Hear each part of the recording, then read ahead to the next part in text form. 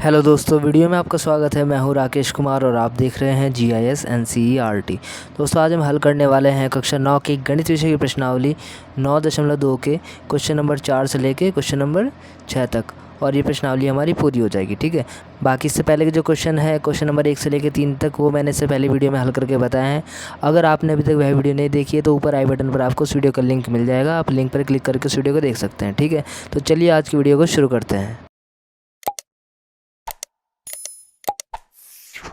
ये देखिए, ये है प्रश्नावली का क्वेश्चन नंबर 4 और इसमें कहा गया है यदि एक रेखा दो संकेंद्री वृत्तों यानी कि एक ही केंद्र वाले वृत्त को संकेंद्री वृत्त कहते हैं। ठीक है, तो यदि कोई रेखा एक संकेंद्री वृत्त को जिनका केंद्र O है ABCD पर प्रतिच्छेद करे तो सिद्ध कीजिए कि AB बराबर CD है। देखिए आकृति 9.12 में। ये यहाँ पर आप आकृति देख सकते हैं।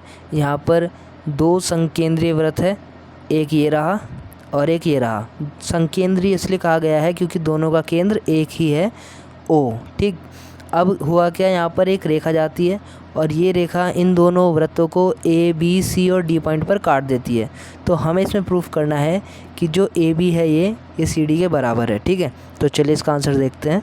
ये देखिए, ये है प्रश्नावली के चौथे क्वेश्चन का आंसर और इस क्वेश्चन में कहा गया है कि एक रेखा केंद्र O वाले संकेंद्रीय वृत्तों को बिंदु A, B, C व D पर प्रतिच्छेद करती है। तो इस क्वेश्चन में दिया गया है कि हमारे पास दो संकेंद्रीय वृत्त है और एक रेखा है जो इन दोनों संकेंद्रीय वृत्तों को A, B, C व D पॉइंट पर काटती है। संकेंद्रीय वृत्त का मतलब होता है ऐसे वृत्त जिनका केंद्र एक ही हो। ठीक है, जैसे कि यहाँ पर आप देख सकते हैं दो वृत्त बने हुए हैं, एक छोटा एक बड़ा, लेकिन इनका जो केंद्र है वो एक ही केंद्र है, ये O। ठीक, हमें सिद्ध करना है इसमें AB बराबर CD कि जो ये AB है वो CD के बराबर है। ठीक, इसके लिए हमने रचना की है, OM को हमने लंब डाल दिया है AD पर। ठीक, अब हम उत्पत्ति करेंगे।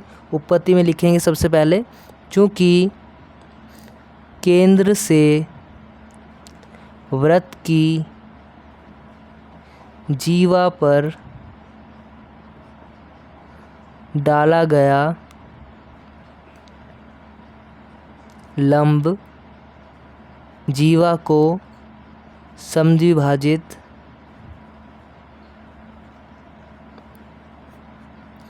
करता है।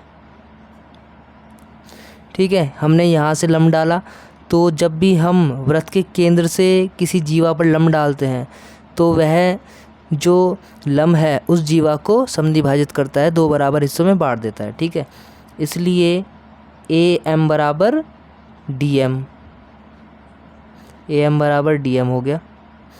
इसे बोल देंगे समीकरण नंबर 1। इसी प्रकार से BM बराबर CM बोल दो या MC बोल दो, ये हो गया। अगर हम देखें सिर्फ इतना, AD ये जीवा है तो OM इस AD को समद्विभाजित करेगा तो बनेगा AM बराबर DM। लेकिन अगर हम BC को देखते हैं सिर्फ कि BC जीवा है छोटे वृत्त की, तो इसके हिसाब से BM बराबर CM हो जाएगा। तो ये यहाँ पे मैंने समीकरण बना दिए। अब लिखेंगे यहाँ पर समीकरण 1 में से समीकरण 2 को घटाने पर। ठीक है, तो समीकरण 1 क्या है, ये है AM, इसमें से घटाएंगे समीकरण 2 को BM को। ठीक है, ऐसे ही यहाँ पर DM में से घटा देंगे CM। ठीक है, तो हमने क्या किया है, समीकरण 1 में से समीकरण 2 को घटा दिया। तो जब हम AM में से BM को घटाएंगे तो कितना बचेगा, सिर्फ AB लिख देंगे। ऐसे ही जब हम DM में से, ये पूरा DM है, इसमें से सिर्फ CM घटाएंगे तो क्या बचेगा, CD।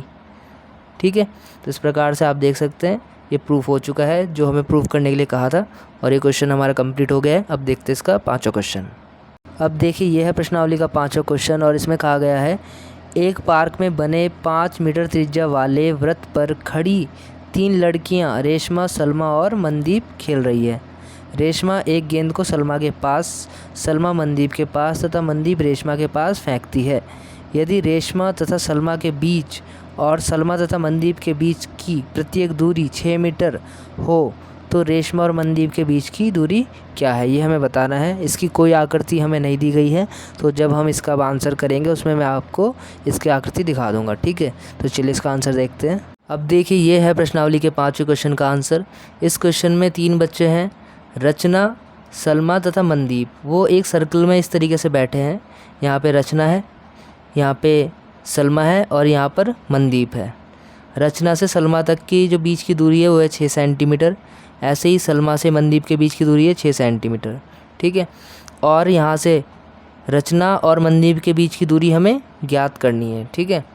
और ये जो वृत्त है, इस वृत्त की त्रिज्या है 5 सेंटीमीटर।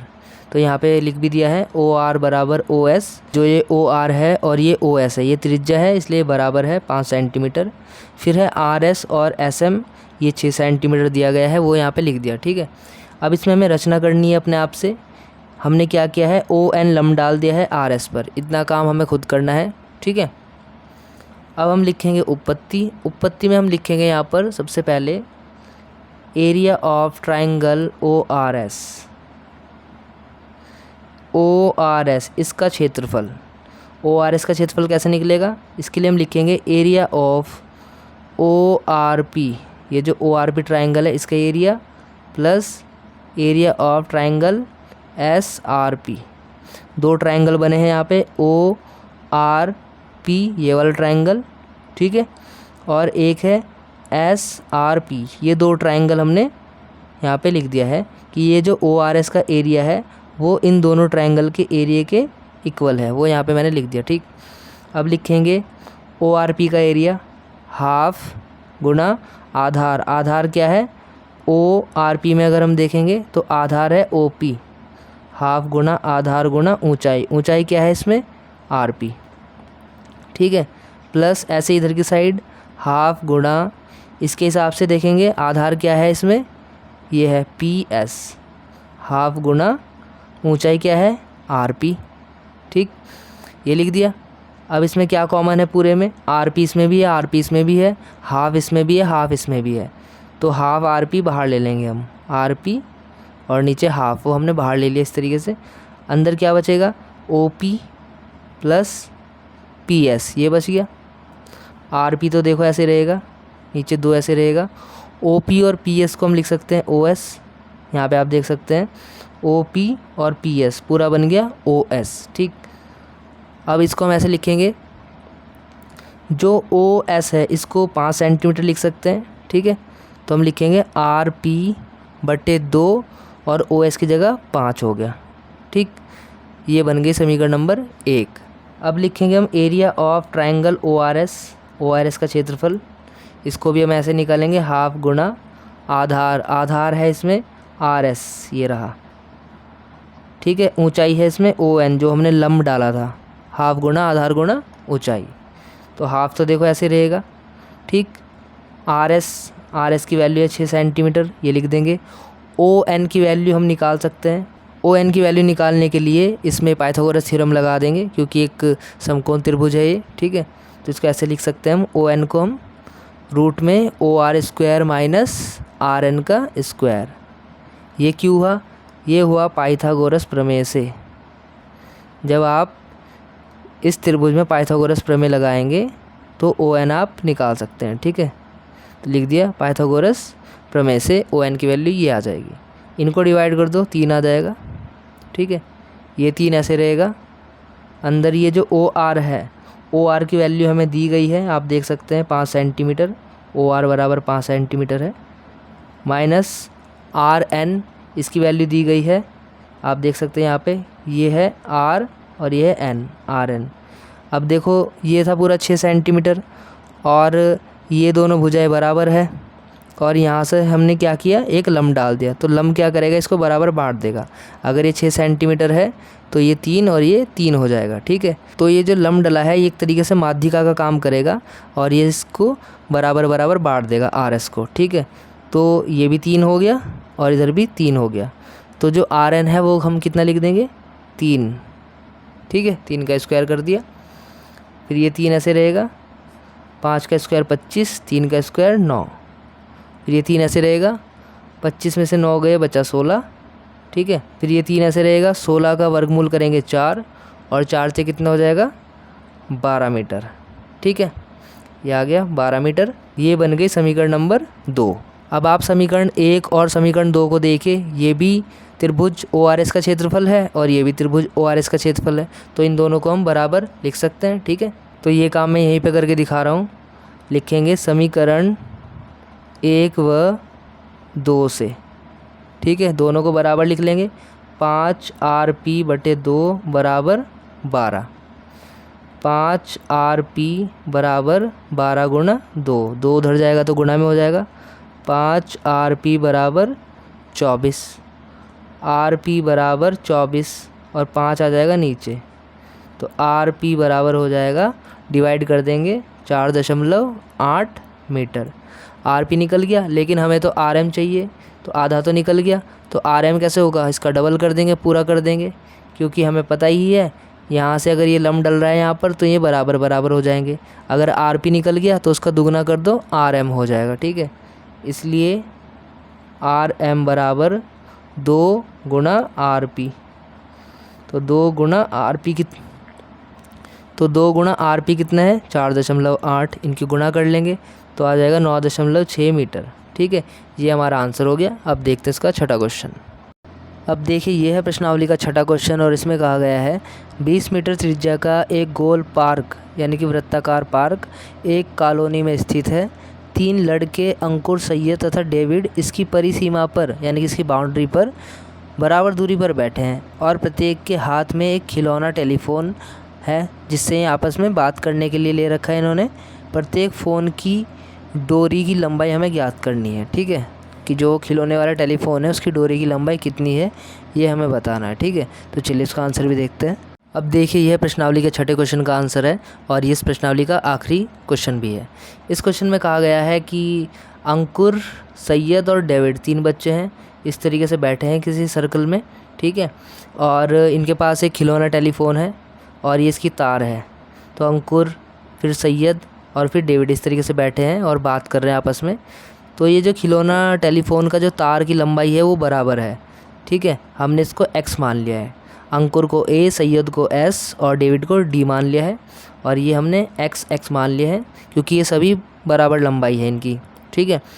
और जो इस वृत्त की जो त्रिज्या है वो है 20 मीटर। यहाँ पे हमने लिख दिया है OS बराबर OD, OS, OD और OA 20 मीटर हो गया, और AS, SD और AD ये हो गया x मीटर, ये हमने मान लिया। रचना की है हमने, OM को लंब डाला है SD पर, यहाँ से OM को हमने लंब डाल दिया है SD पर, ठीक। अब बाकी का काम करेंगे उपपत्ति में। अब लिखेंगे चूँकि त्रिभुज ASD ये जो पूरा त्रिभुज है एक समबाहु त्रिभुज है, एक समबाहु त्रिभुज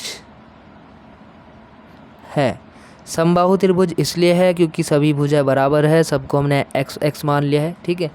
इसलिए एरिया ऑफ ट्रायंगल ASD यानी कि समबाहु त्रिभुज का जो क्षेत्रफल का सूत्र होता है वो होता है √3/4 और भुजा का वर्ग। भुजा कितनी है x, तो उसका वर्ग कर दिया, ये स्क्वायर मीटर में आ गया, ठीक है।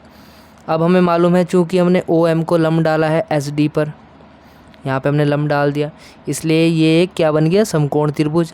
तब इसमें पाइथागोरस थ्योरम हम लगा सकते हैं, ठीक है।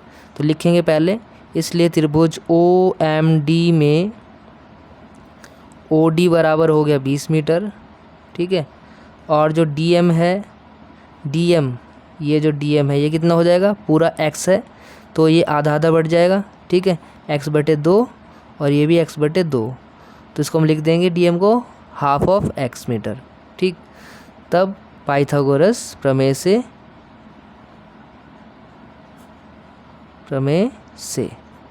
तो पाइथागोरस प्रमेय लगाएंगे। सबसे बड़ी भुजा कौन सी है इसमें, OD, तो OD का स्क्वायर, बाकी जो भुजाएं रह गई हैं उनका स्क्वायर करेंगे और उनको ऐड कर देंगे इस तरीके से, OM और DM का स्क्वायर। OD है 20 का स्क्वायर, OM नहीं मालूम हमें तो इसको ऐसे लिख देंगे, DM हमें मालूम है x/2 लिख देंगे, इसका स्क्वायर दिखा देंगे, 20 का स्क्वायर हो जाएगा 400, OM स्क्वायर ऐसे रहेगा, इधर इसका स्क्वायर करेंगे x की पावर 2 और 2 की पावर 2 को 4 लिख देंगे, ठीक है। अब हमें तो इसमें OM निकालना है, तो OM स्क्वायर ऐसे रहा, x²/4 चला गया 400 के पास माइनस में, इस तरीके से ये आ गया, देखो, ठीक है।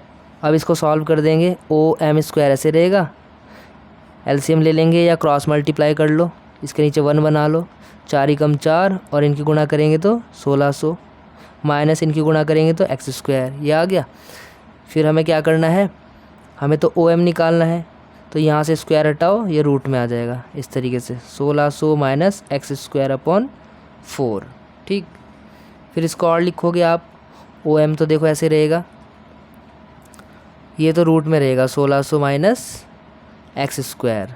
ठीक, नीचे का जो 4 है उसका बन जाएगा 2, वो रूट के बाहर आ जाएगा। ठीक है, तो ओ एम तो निकल गया हमारे पास, ये चीज़ इतना भी। ठीक है, ये इतने मीटर आ गया।